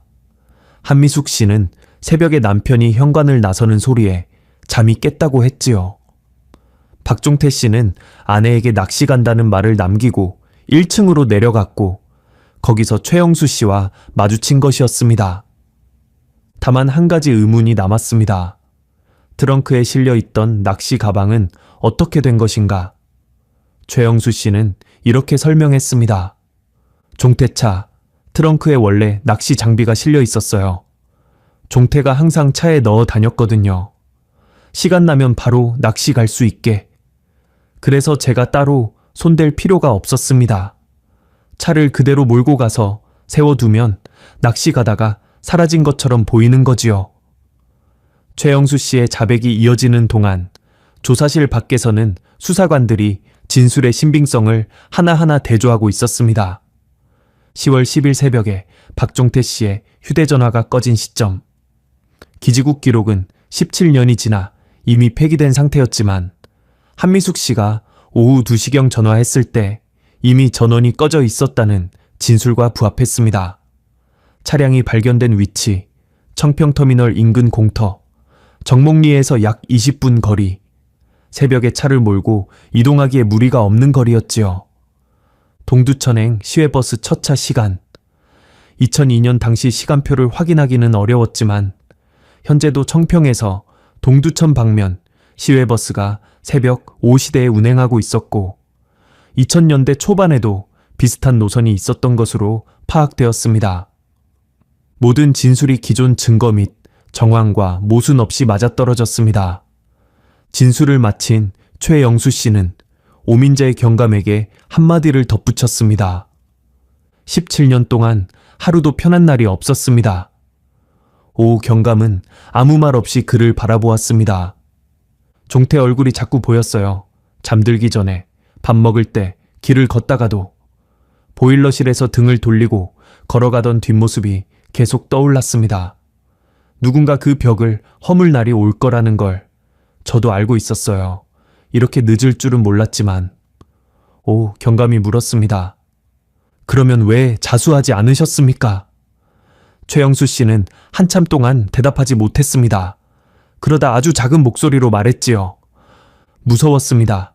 벌 받는 게 무서웠고 세상에 알려지는 게 무서웠고 그냥 시간이 지나면 괜찮아질 줄 알았습니다. 그런데 괜찮아지지 않더라고요. 단 하루도. 2019년 7월 최영수 씨는 살인 및 사체유기 혐의로 검찰에 송치되었습니다. 수원지방검찰청은 2019년 9월에 기소했고 재판은 수원지방법원에서 진행되었지요. 최영수 씨는 재판 과정에서 검찰이 제시한 혐의 사실을 모두 인정했습니다. 범행 경위, 시신 은닉 과정, 차량 위장 이동, 이후에 지분 매입까지. 다만 변호인은 사전 계획이 아닌 우발적 범행이었음을 강조했습니다. 술에 취한 상태에서 감정이 격해져 저지른 일이며 사전에 살인을 모의하거나 준비한 증거는 없다고 주장했지요. 검찰은 이에 반박했습니다. 범행 직후 시신을 은닉하고 차량을 이동시켜 자발적 실종으로 위장하고 이후 유족의 지분까지 매입한 일련의 행동은 고도로 계산된 사후 처리라고 주장했지요. 또한 범행 후 17년간 자수하지 않고 범행을 은폐한 점, 피해자 유족에게 어떠한 사죄나 보상도 하지 않은 점을 중형의 근거로 제시했습니다. 재판은 4차례의 공판을 거쳐 2020년 3월에 1심 선고가 내려졌습니다. 선고 당일 법정에는 한미숙 씨와 박수진 씨가 나란히 앉아 있었습니다. 한미숙 씨는 이른을 앞둔 나이였지요. 흰머리가 듬성듬성 섞인 단발머리에 검은 외투를 입고 있었습니다. 수진 씨는 어머니의 손을 꼭 잡고 있었고요. 피고인석에 선 최영수 씨는 가족 쪽을 한 번도 쳐다보지 못했다고 합니다. 재판장이 판결문을 읽었습니다. 피고인은 피해자와 30년 넘게 알고 지낸 친구 사이로 투자금 분쟁 과정에서 피해자를 살해하고 자신이 시공한 콘크리트 벽 뒤에 시신을 은닉하였습니다. 범행 후 피해자의 차량을 이동시켜 자발적 실종으로 위장하였으며 피해자 유족의 어려운 처지를 이용하여 재산상 이익까지 취하였습니다. 17년간 범행을 은폐하고 자수하지 않은 점, 피해자 유족이 겪은 오랜 고통을 고려할 때 그 죄책이 매우 무겁습니다. 피고인을 징역 15년에 처합니다. 법정에 짧은 정적이 흘렀습니다. 한미숙 씨는 눈을 감고 고개를 숙였고 수진 씨는 어머니의 어깨를 감싸 안았습니다. 최영수 씨는 고개를 떨군 채 미동도 하지 않았지요. 최영수 씨 측은 항소하지 않았습니다. 검찰도 항소를 제기하지 않았고요. 징역 15년이 확정되었습니다. 판결이 내려진 날 오후 박수진 씨는 법원 복도에서 기자들 앞에 섰습니다. 40살의 여성이 된 그녀는 22살에 아버지를 잃은 그 해보다 훨씬 담담한 표정이었습니다. 하지만 목소리에는 미세한 떨림이 있었지요. 아버지가 어디 계신지 모른 채 17년을 보냈습니다. 잠시 말을 멈추었다가 이어갔습니다. 처음에는 돌아오실 줄 알았어요. 1년이 지나고 2년이 지나도 기다렸습니다. 그러다 포기하게 되고 실종 선고를 내고 법적으로 돌아가신 걸로 처리하고 그게 얼마나 이상한 일인지 아세요? 사람이 죽었는지 살았는지도 모르는데 서류상으로 죽은 사람을 만드는 거예요. 수진 씨의 목소리가 조금 갈라졌습니다. 이제야 아버지를 제대로 보내드릴 수 있게 되었습니다. 그것만으로도 감사합니다. 그 뒤로는 말을 잇지 못했습니다. 어머니 한미숙 씨가 다가와 딸의 등을 쓸어 주었고 두 사람은 법원을 나섰지요. 2020년 가을 박종태 씨의 유골은 마침내 가족의 품으로 돌아왔습니다. 국립과학수사연구원에서의 감식과 재판 과정에서의 증거 보전이 모두 끝난 뒤 유골은 유족에게 인도되었지요. 한미숙 씨와 수진 씨는 가평군 북면의 작은 납골당에 박종태 씨를 안치했습니다. 납골당은 정목리에서 그리 멀지 않은 곳이었습니다. 창문 너머로 계곡 물소리가 희미하게 들리는 조용한 곳이었지요. 한미숙 씨가 그곳을 고른 이유는 단순했습니다. 이 사람이 가평을 좋아했어요. 계곡 물소리 들으면서 살고 싶다고 했었거든. 안치를 마친 날, 한미숙 씨는 납골당 앞에 한참을 서 있었다고 합니다. 수진 씨의 말에 따르면 어머니는 아무 말도 하지 않았지만 얼굴이 편안해 보였다고요. 17년 동안 갈 곳 없이 떠돌던 마음이 비로소 내려놓을 자리를 찾은 것 같았다고. 정목리 계곡에는 그 해에도 가을이 찾아왔습니다. 청류 펜션이 있던 자리에는 건물이 사라지고 새 펜션 단지, 공사를 위한 터 닦기가 한창이었지요. 포클레인이 흙을 파올리고 새 기초를 놓는 작업이 진행되고 있었습니다. 몇 년 뒤면 그 자리에 깨끗한 새 건물이 들어서겠지요. 그러면 이 땅 위에 어떤 건물이 있었는지, 그 건물 지하에 무엇이 숨겨져 있었는지 기억하는 사람은 점점 줄어들 겁니다. 하지만 어떤 기억은 사라지지 않습니다. 새벽에 낚시 간다며 나선 남편을 기다리던 아내의 시간, 아버지의 빈자리를 안고 어른이 되어야 했던 딸의 시간, 콘크리트 벽 뒤에서 홀로 보낸 한 사람의 17년. 그 시간들은 판결문 어디에도 온전히 담기지 않습니다. 하지만 이제 마침내 그 시간이 끝났습니다. 콘크리트 벽 뒤에서 17년을 보낸 사람이 제자리를 찾았습니다. 계곡 물소리가 들리는 곳에서 박종태 씨는 이제 편히 쉬고 계십니다. 부산 사하구의 낡은 임대 아파트. 관리비가 2달째 밀린 3층 3025의 문을 열자 밥솥 안에는 밥이 까맣게 굳어 있었습니다. 싱크대 도마 위에는 반쯤 깎다 만 무가 그대로 놓여 있었고 현관에는 세 켤레의 신발이 가지런히 놓여 있었습니다.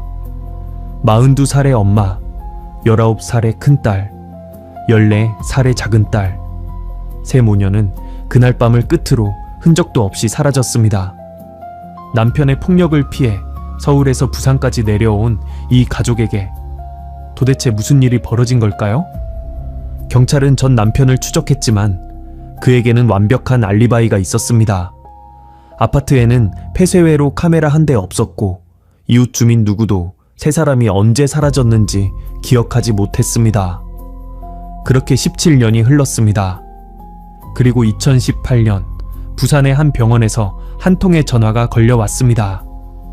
형사님, 저 이제 얼마 못 삽니다. 3025, 그 엄마하고 아이들. 제 아들이 그랬습니다. 전화를 건 사람은 세 모녀가 살던 집 바로 옆집의 할머니였습니다. 복도 하나를 사이에 두고 17년 동안 감춰져 있던 비밀. 지금부터 그 이야기를 시작하겠습니다. 시작 전에 구독과 좋아요를 눌러주시면 감사하겠습니다. 어느 지역에서 시청 중이신지 댓글 남겨주시면 한 분 한 분 인사드리겠습니다. 이야기 시작합니다. 2002년 1월 14일 월요일 부산 사하구 괴정동에는 아침부터 칼바람이 불었습니다.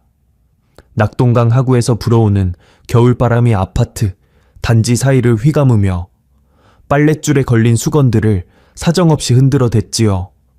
대동 임대아파트는 괴정동 언덕배기에 자리 잡은 5층짜리 건물 3동으로 이루어진 소규모 단지였습니다.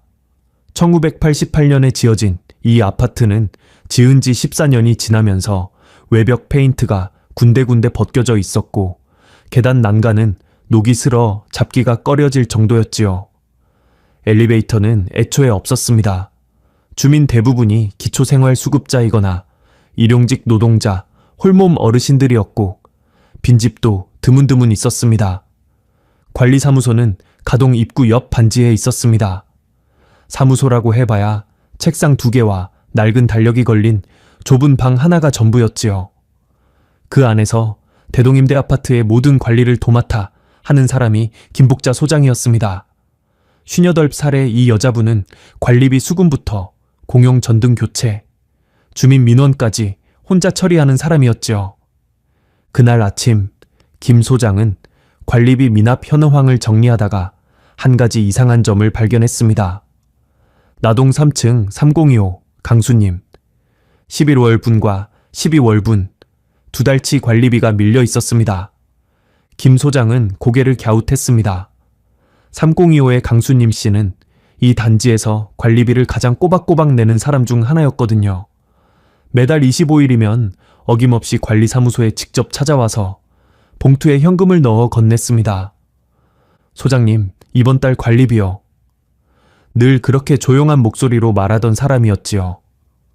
얼굴에 화장기 하나 없는 마른 체구의 여자분이었는데 웃는 일은 거의 없었지만 인사만큼은 빠뜨리는 법이 없었습니다. 그런 사람이 2달째 관리비를 내지 않았다. 김 소장은 전화를 걸어보았습니다. 그러나 302호에 등록된 집, 전화 번호는 연결이 되지 않았습니다. 현재 사용되지 않는 번호라는 안내 음성만 흘러나왔지요. 점심을 먹은 뒤 김 소장은 직접 올라가 보기로 했습니다. 나동 건물 계단을 오르는 길은 다소 어두웠습니다. 3층 복도의 형광등은 1개가 나가 있었고 나머지 1개도 불빛이 약해서 복도 전체가 침침했지요. 콘크리트 바닥에는 여기저기 금이 가 있었고 벽면의 페인트는 습기를 머금어 물결치듯 울어 있었습니다. 302호 앞에 섰습니다. 김 소장은 초인종을 눌렀습니다. 안에서 아무 소리도 들리지 않았지요. 2번, 3번 더 눌렀지만 마찬가지였습니다. 문을 두드렸습니다. 강씨, 나 관리소 김 소장이에요. 계세요? 역시 대답이 없었습니다. 김 소장은 혹시나 하는 마음에 문고리를 잡아 돌려보았습니다. 그런데 문이 열렸습니다. 잠겨있지 않았던 것이지요. 강씨? 문을 열자마자 이상한 냄새가 코를 찔렀습니다. 음식이 상한 것 같기도 하고 오래 환기하지 않은 집에서 나는 것 같기도 한 눅눅하고 텁텁한 냄새였습니다. 현관에 들어서서 김 소장이 가장 먼저 본 것은 신발이었습니다. 운동화 한 켤레, 크기로 보아 성인 여성의 것이었습니다. 그 옆에 조금 작은 운동화가 한 켤레 더 있었고 맨 끝에는 낡아서 뒤축이 눌린 고무 슬리퍼가 한 켤레 놓여 있었지요. 3켤레 모두 가지런히 마치 방금 벗어 놓은 것처럼 정돈되어 있었습니다. 강씨, 들어갑니다. 김 소장은 조심스럽게 안으로 들어갔습니다. 거실은 어두웠습니다. 커튼이 쳐져 있어서 바깥빛이 거의 들어오지 않았지요. 불을 켜자 좁은 거실의 풍경이 드러났습니다. 방 2개에 부엌 하나, 전형적인 임대아파트의 좁은 구조였습니다. 거실 한쪽에는 오래된 텔레비전이 놓여 있었고 그 앞에 접이식 밥상이 하나 있었지요. 거실과 이어진 부엌으로 들어가 보니 싱크대 위에 설거지하지 않은 그릇 2-3개가 놓여 있었습니다. 그리고 밥솥, 정이밥솥의 뚜껑을 열어보니 밥이 까맣게 굳어 있었습니다. 곰팡이가 피어 있었고 형체를 알아보기 어려울 만큼 말라붙어 있었지요. 최소한 몇 주는 그 상태로 방치된 것이 분명했습니다. 도마 위에는 무가 반쯤 깎인 채 놓여 있었습니다. 칼이 옆에 나란히 놓여 있었고 무 껍질이 싱크대 아래 쓰레기통 근처에 흩어져 있었지요. 누군가 저녁 준비를 하다가 중간에 멈춘 것 같은 모양새였습니다. 작은 방 문을 열었습니다. 책상 위에 수학 문제집이 펼쳐져 있었고 의자 등받이에는 곤색 중학교 교복 상의가 걸려 있었습니다. 교복 주머니에서 명찰이 보였지요. 괴정 여자중학교 2학년 강유라라고 적혀 있었습니다. 큰 방에는 요 2채가 깔려 있었습니다. 이불은 반쯤 젖혀진 채 그대로였고 방 한쪽 구석에는 옷가지가 담긴 플라스틱 서랍장이 있었지요. 김 소장은 온몸에 소름이 돋는 것을 느꼈습니다. 이건 이사를 간 게 아니었습니다. 밥을 짓다 말고 물을 깎다 말고 교복을 벗어놓고 이불을 개지 않은 채로 세 사람이 그냥 사라져 버린 것이었습니다. 김 소장은 허둥지둥 아래층으로 내려가 관리사무소 전화기를 들었습니다.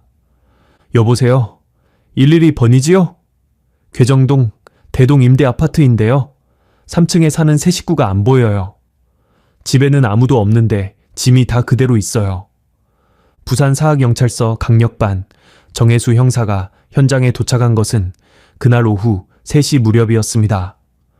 정 형사는 사하서에서 15년째 근무하고 있는 베테랑 형사였습니다. 47살의 나이에 머리카락은 반쯤 새어 있었고 두꺼운 점퍼 주머니에는 항상 수첩과 볼펜이 꽂혀 있었지요. 과묵한 편이었지만 현장에서만큼은 예리한 눈을 가진 사람이었습니다.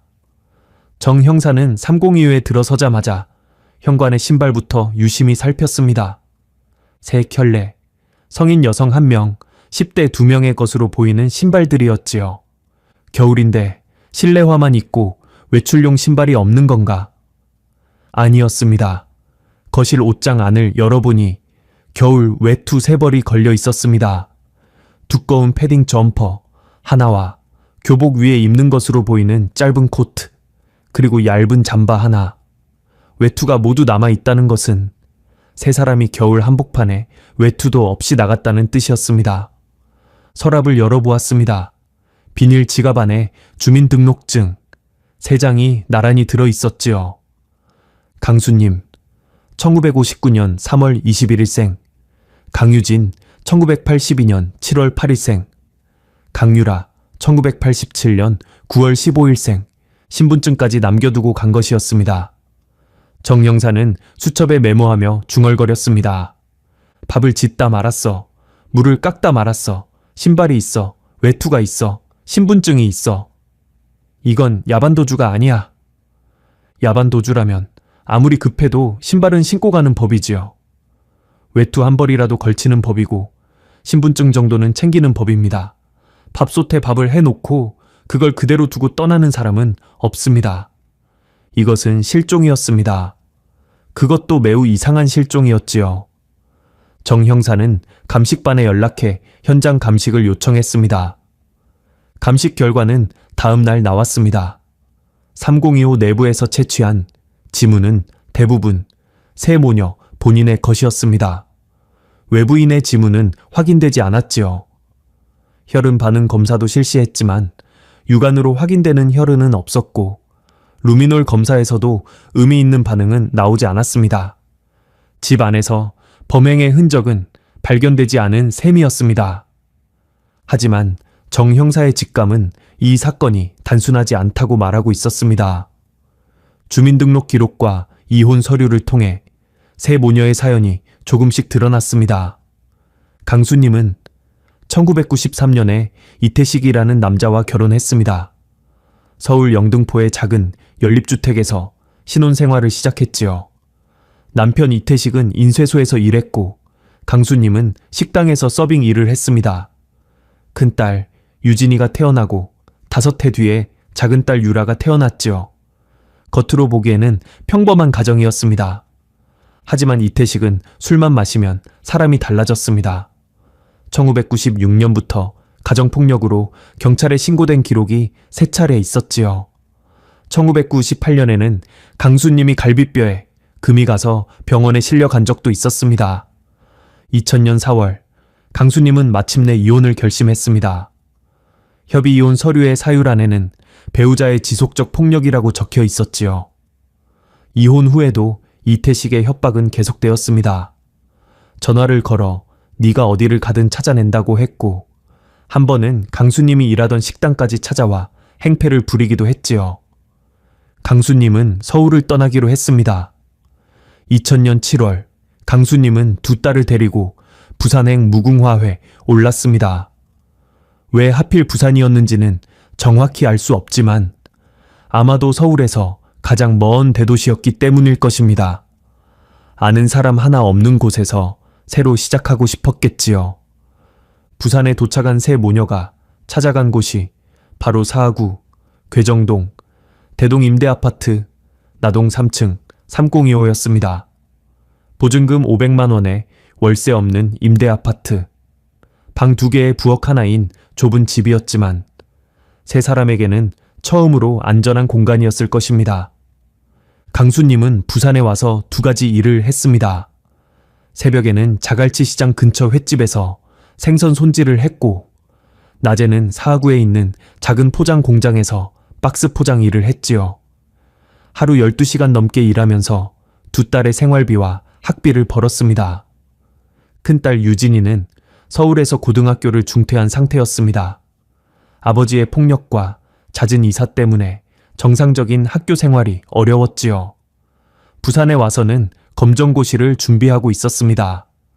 근처 도서관에 다니며 혼자 공부했다고 해요. 작은 딸 유라는 괴정여자중학교 2학년에 편입했습니다. 학교 기록에 따르면 유라는 조용하고 성실한 학생이었지요. 성적은 중간 정도였고 친한 친구는 많지 않았지만 결석 한 번 없이 꼬박꼬박 학교에 다녔습니다. 유라의 담임교사는 나중에 이렇게 말했지요. 가정 환경이 어려운 아이인 건 알았지만 수업 시간에 졸지 않고 열심히 듣는 아이였어요. 세 모녀의 부산 생활은 넉넉하지 않았지만 나름대로 안정을 찾아가고 있었습니다.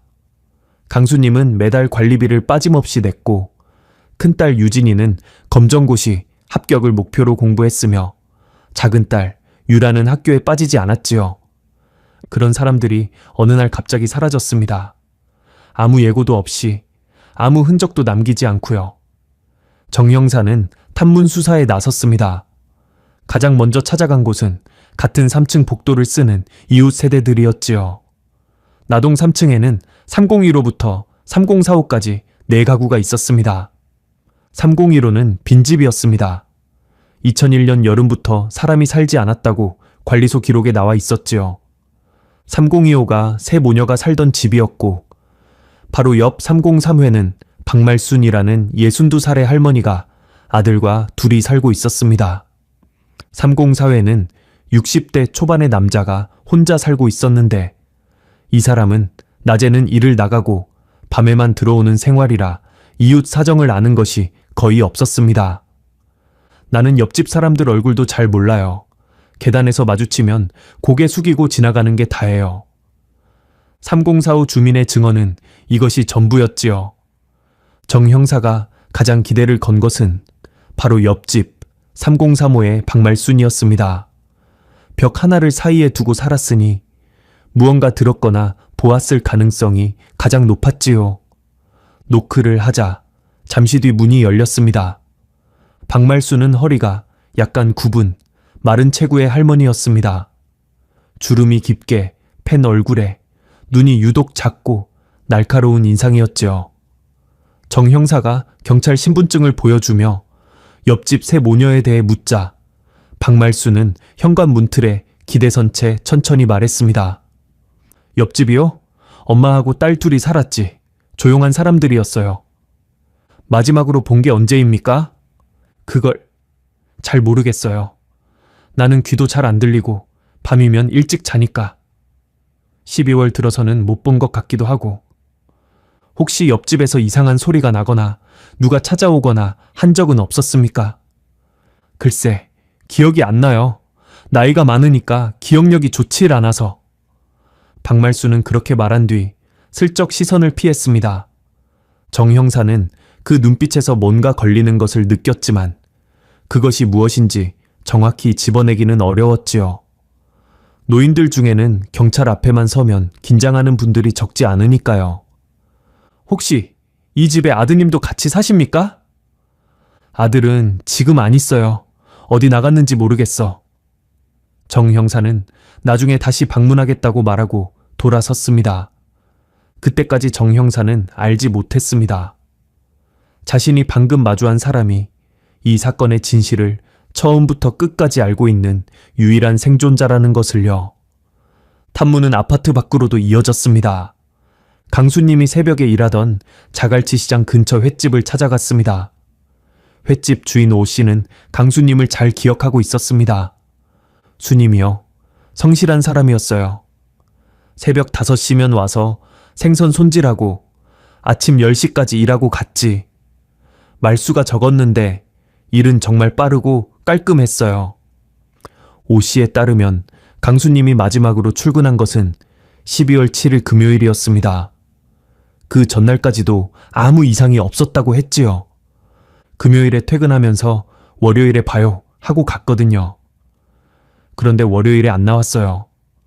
월요일과 화요일 이틀 연속 연락 없이 출근하지 않자 오 씨는 전화를 걸어보았지만 받지 않았다고 합니다. 사흘째 안 나오길래 이 바닥에서는 그런 사람이 가끔 있어요. 갑자기 그만두는 사람. 그래서 그냥 다른 사람을 구했지요. 오 씨의 목소리에는 약간의 미안함이 섞여 있었습니다. 포장 공장 쪽도 비슷한 상황이었습니다. 공장 반장은 강수님이 12월 첫째 주까지는 정상 출근했다고 했고 둘째 주 월요일부터 연락이 끊겼다고 증언했지요. 두 직장의 증언을 종합하면 강수님의 마지막 행적이 확인된 날은 2001년 12월 7일 금요일이었습니다. 그 뒤로는 어디서도 이 사람을 본 사람이 없었지요. 작은 딸 유라가 다니던 괴정여자 중학교에도 확인했습니다. 담임교사에 따르면 유라의 마지막 등교일은 12월 7일 금요일이었습니다. 이듬주 월요일부터 무단결석이 시작되었지요. 처음에는 며칠 아픈가 보다 했는데 일주일이 넘어가길래 집으로 전화했어요. 그런데 전화가 안 되더라고요. 당시에는 장기결석 학생에 대해 학교가 직접 가정 방문을 나가는 체계가 갖추어지지 않았던 시절이었습니다. 담임교사는 전화를 몇 차례 더 시도한 뒤 더 이상의 조치를 취하지 못했다고 했지요. 정 형사는 수첩에 적었습니다. 마지막 확인 일자 2001년 12월 7일 금요일 추정 실종 시점 12월 7일 금요일 밤에서 12월 9일 일요일 사이. 주말 동안 무슨 일이 벌어진 것이었습니다. 세 사람 모두 월요일에 나타나지 않았으니까요. 정 형사는 현관에 가지런히 놓여있던 세 켤레의 신발을 떠올렸습니다. 밥솥에 굳어있던 밥을 떠올렸습니다. 도마 위에 반쯤 깎다 만물을 떠올렸습니다. 금요일 저녁 누군가가 밥을 짓고 반찬을 준비하던 중에 갑자기 모든 것이 멈춰버린 것이지요. 정 형사에게 가장 먼저 떠오른 이름은 전 남편 이태식이었습니다. 폭력 전과 이혼 후의 협박, 강수님이 서울을 떠나야 했던 이유, 모든 화살이 그를 가리키고 있었지요. 정 형사는 이태식의 행방을 추적하기 시작했습니다. 그러나 정 형사는 아직 알지 못했습니다. 자신이 찾아야 할 사람은 먼 곳에 있지 않았다는 것을요. 새 모녀에게 일어난 일의 진실은 3025 현관에서 고작 10걸음 떨어진 3035 안에 갇혀 있었습니다. 문고리 하나만 돌리면 닿을 수 있는 거리에 17년 동안 잠들지 못한 비밀이 숨어 있었던 것입니다. 정혜수 형사가 이태식이라는 이름을 처음 접한 것은 새 모녀의 주민등록 기록을 뒤지던 중이었습니다. 이혼 서류에 적힌 사유, 배우자의 지속적 폭력, 그리고 1996년부터 2000년까지 서울 영등포경찰서에 접수된 가정폭력 신고 기록 3건. 피해자는 모두 강수님이었고 가해자는 남편 이태식이었지요. 정 형사는 서울 영등포서에 협조를 요청해 이태식의 상세 기록을 넘겨받았습니다. 이태식, 1958년생, 당시 43살, 서울 영등포 출신으로 학력은 중학교 졸업이었지요. 인쇄소, 철물점, 건설 현장 등을 전전하며 일했고 폭행 전과가 2건 있었습니다. 하나는 1994년에 술집에서 시비가 붙어 상대방의 콧뼈를 부러뜨린 사건이었고 다른 하나는 1998년에 강수님에 대한 상해 사건이었습니다. 2건 모두 벌금형으로 끝났지요. 이혼 후에도 이태식은 강수님에게 집요하게 연락을 했습니다. 영등포서 기록에 따르면 2000년 5월에 강수님이 전 남편이 식당까지 찾아와 행패를 부렸다며 신고한 내역이 한 건 더 있었지요. 이때 출동한 경찰관의 메모에는 이런 내용이 적혀 있었습니다. 신고인 강수님, 전 남편 이태식이 직장으로 찾아와 물건을 집어던지고 욕설. 현장 도착 시 이태식은 이미 떠난 뒤 신고인은 이사를 고려 중이라고 진술. 이사를 고려 중이라는 말. 그 2달 뒤인 2000년 7월 강수님은 정말로 2딸을 데리고 부산으로 떠났습니다. 정 형사의 판단은 명확했습니다. 전 남편 이태식을 최우선 용의자로 보고 행적을 추적해야 한다는 것이었지요. 이태식의 현재 소재지를 파악하는 데는 그리 오래 걸리지 않았습니다. 주민등록 기록에 따르면 이태식은 2001년 9월부터 강원도 태백시에 주소를 두고 있었습니다. 정 형사는 태백경찰서에 협조를 요청했고 이틀 뒤 태백서 형사가 이태식을 직접 만나 초동 조사를 해주었지요. 이태식은 태백시 외곽의 한 숙소에서 생활하고 있었습니다. 폐광된 탕황 부지를 정리하는 업체에서 굴삭기 보조로 일하고 있었지요. 일당 4만 원을 받으며 업체가 제공하는 컨테이너 숙소에서 동료 4명과 함께 지내고 있었습니다. 태백서 형사가 전해준 이태식의 첫 반응은 이랬습니다. 수님이 그년이 부산에 있었어? 몰랐는데. 정 형사는 이 말에 주목했습니다. 강수님이 부산에 있다는 것을 몰랐다는 주장이었지요. 물론 그 말을 곧이곧대로 믿을 수는 없었습니다. 정 형사는 직접 태백으로 올라갔습니다. 태백시에 도착한 것은 2002년 1월 20일 월요일이었습니다.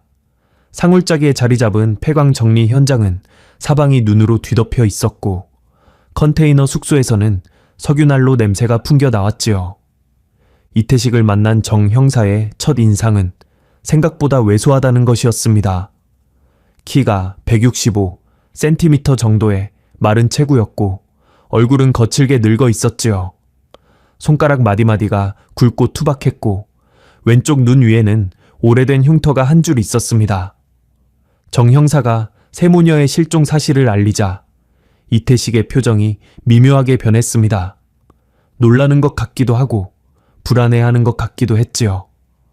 실종이요? 셋 다? 네. 2001년 12월 초 부산 사하구에서 마지막으로 목격된 뒤 행방불명입니다. 이태식 씨, 2001년 12월에 어디 계셨습니까? 이태식은 잠시 생각하더니 대답했습니다. 12월이요? 여기 있었죠. 여기서 일했어요. 12월에 부산은커녕 태백을 벗어난 적도 없어요. 정 형사는 이태식의 알리바이를 검증하기 시작했습니다. 업체 대표를 만났습니다. 이 대표는 작업 일지를 꺼내 보여주었지요. 2001년 12월, 이태식은 월요일부터 토요일까지 주 6일 근무를 했고 결근한 날은 단 하루도 없었습니다. 작업 일지에는 매일 아침 7시에 출근 확인을 하는 서명란이 있었는데 이태식의 이름이 빠짐없이 적혀 있었지요. 이 사람은 성실해요. 술 좀 먹지만 일은 빠진 적 없어. 12월에도 하루도 안 쉬었어요. 동료 3명의 진술도 일치했습니다. 같은 숙소에서 생활하며 매일 함께 출퇴근했는데 12월 중에 이태식이 외출하거나 자리를 비운 적이 없다고 했지요. 한 동료는 이렇게까지 말했습니다. 태식이 형이 부산을 갔다고요. 말도 안 돼요. 여기서 태백 시내까지 나가는 것도 한 달에 한 번이나 될까 말까 한데 컨테이너 숙소에서 태백 시내까지는 차로 30분, 태백에서 부산까지는 고속버스로 5시간이 넘게 걸리는 거리였습니다. 주 6일 근무에 매일 아침 서명을 하는 상황에서 야간에 부산까지 왕복한다는 것은 물리적으로 거의 불가능했지요. 정 형사는 한 가지 가능성을 더 확인했습니다. 이태식이 직접 오지 않고 누군가를 시켜서 한 것은 아닌가 하는 것이었지요. 이태식의 통장 거래 내역을 조회했습니다. 농협 통장 하나에 장호는 27만 원.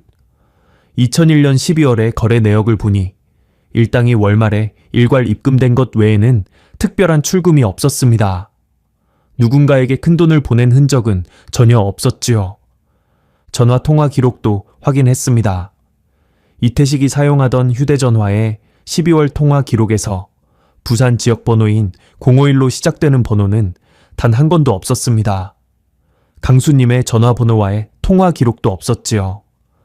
이태식은 강수님이 부산에 있다는 사실 자체를 몰랐을 가능성이 높았습니다.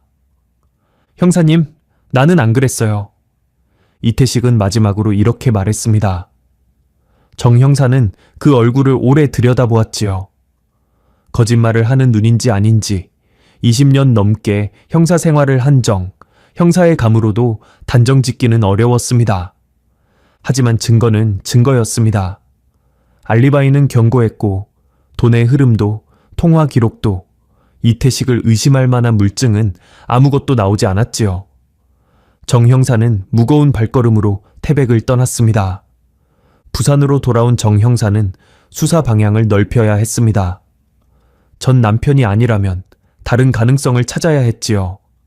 강수님에게 원한을 가진 사람이 또 있는지, 새 모녀를 노리는 누군가가 있었는지, 혹은 아파트 주변에서 범죄 전력이 있는 인물이 있는지를 살펴야 했습니다. 경찰은 대동임대아파트 전체 주민 명단을 확보하고 각 세대를 일일이 방문했습니다. 그러나 결과는 실망스러웠지요. 새 모녀와 개인적으로 교류한 주민은 거의 없었습니다. 강수님은 새벽에 나가 밤에 돌아오는 생활이었고 아파트 주민들과 어울릴 시간이 없었지요. 옆집에 누가 사는지도 몰랐어요. 이 아파트가 다 그래요. 각자 알아서 살지. 한 주민의 이 말이 대동임대아파트의 분위기를 잘 보여주고 있었습니다. 삶에 치여 사는 사람들이 모여 있는 곳에서 이웃의 사정에 관심을 기울일 여유는 없었던 것이지요. 정 형사는 아파트 단지의 폐쇄회로 카메라가 설치되어 있는지도 확인했습니다. 결과는 허탈했지요. 대동 임대 아파트에는 방범용 카메라가 단 한 대도 없었습니다. 2001년 당시에는 임대 아파트 단지에 카메라를 설치하는 것이 일반적이지 않았고 관리비조차 빠듯한 이 단지에서 카메라는 사치에 가까웠습니다. 아파트 인근 편의점과 구멍가게에도 사진을 들고 다녔습니다. 새 모녀의 주민등록증 사진을 확대 복사한 것이었지요. 그러나 편의점 아르바이트생은 고개를 저었고 구멍가게 주인도 마찬가지였습니다. 이 사진으로는 잘 모르겠는데요. 주민등록증 사진은 다 똑같이 생겼잖아요. 맞는 말이었습니다. 흑백에 가까운 주민등록증 사진으로는 사람을 알아보기가 쉽지 않았지요. 강수님의 다른 사진을 구하려 했지만 3025 집 안에서 가족 사진은 단 한 장도 발견되지 않았습니다.